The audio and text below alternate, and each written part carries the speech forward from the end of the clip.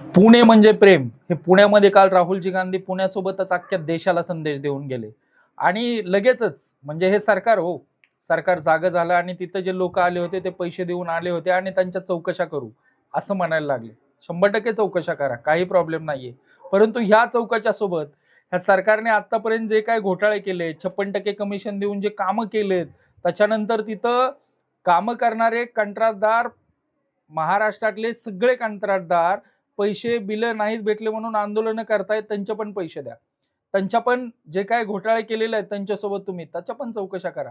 आणि सगळ्यात महत्वाचं, कुंभमेळ्याला लय खर्च होणार आहे हो. अबाबाबा लय खर्च. त्या सगळ्या कामाच्या सुद्धा चौकशा करा, अशी माझी नम्रतेची विनंती आहे.